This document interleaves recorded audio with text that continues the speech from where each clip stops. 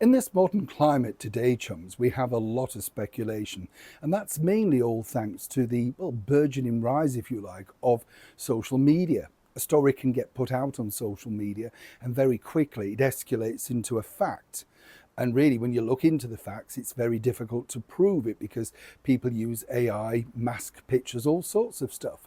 You see so many things, don't you? And you think because, say, you know that particular film star, you think, no, they would never have been pictured with that person. It's definitely AI. People like to play around with things. In royal circles, though, speculation has gone on for decades. And part of the problem is that, it's their fault in many respects because they do not clear things up. They're not clear about where they're going, what they're doing, what they're saying. And this, again, can cause a lot of problems. For instance, when you think about the current royals, Meghan and Harry, they play around with their children like toys. I mean, really, in my opinion, what is so wrong in exposing their faces? Meghan Markle recently decided to expose the face of her good friend Kelly's baby alongside a wonderful picture of her, basically getting some great publicity. The speculation about, of course, Harry's children, which is Lily and Archie, continues to rage. And in my opinion, it's something that they truly, thoroughly enjoy. When you think about royal children and the sort of legitimacy of many of them, it's gone on for years. It's nothing new. When you cast your mind back to one of the most, shall we say, busy monarchs in waiting, Edward VII, he positively thrived on all of these particular stories, including the infamous Rosa Lewis, the Duchess of Duke Street, who ran some kind of hotel, some say. Others say it was a little bit more than that, and it was frequented by the then Prince of Wales. He loved that controversy. Right when you think about it and we think, well, we should demand, paternity tests and, all sorts of things that we need to know the truth. The royals have been very good at masquerading their history. And basically they think if they leave it long enough, people will just disappear, not ask any more questions, things move on, people have got lives. I would say that this is worked years ago, but doesn't necessarily work in today's modern society. And while they may still carry on and just keep coming out and shaking hands, it doesn't cut the mustard. People will get more and more aggravated. Everybody speculates about Harry and Meghan's children, and some might say with rightly so. But then again, they're pumping the story. As I say, this is nothing new. Way back in the 1930s, the Duke of Windsor, the infamous Married the Woman That I Loved, wasn't necessarily the dedicated lover that everybody felt for Wallis Simpson, hence the reason that she felt trapped in many different ways.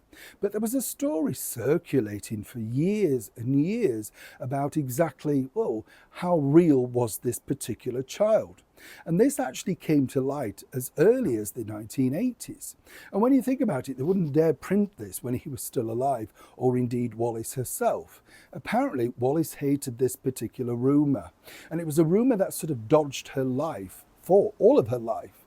But again, nobody ever truly came out and decided to either say yes or no. If you remember recently, there was a man over in Australia that claimed to be the illegitimate son of His Majesty the King. Now, I'm not casting aspersions on any level. That's his prerogative. I don't know how it went out. I couldn't be bothered to follow the story. This, though, was a little different. Let me explain. The Duke of Windsor, as we know, was, of course, an on-off lover of, allegedly, Freda Dudley Ward, wife of a Liberal Member of Parliament. However, in September 1934, when Wallis Simpson was away on vacation, it is said that he dallied with Freda's sister, Vera. And it's alleged that in mid-1935, she gave birth to a boy.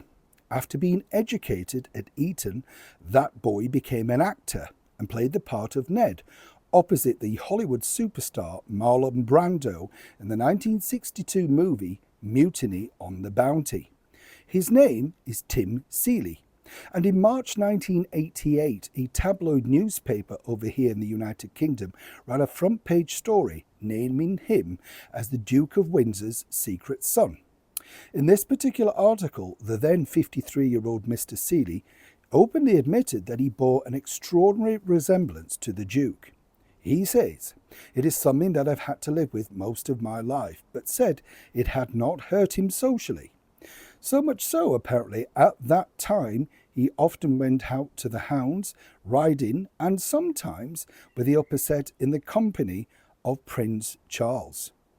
So as I said, what's interesting about that particular story is they literally posted this story out. It's never been confirmed or denied, just put out as dismissive. That's what we're not even going to comment on that. We all know the stories about Harry.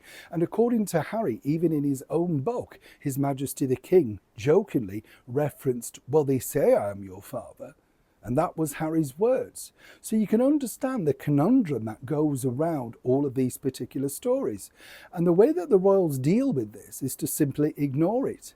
But in this 21st century world, number one, is it wise? And number two, well, what do you think? As ever, chums, I'd love to know in the comments below. Neil Sean in the heart of the United Kingdom.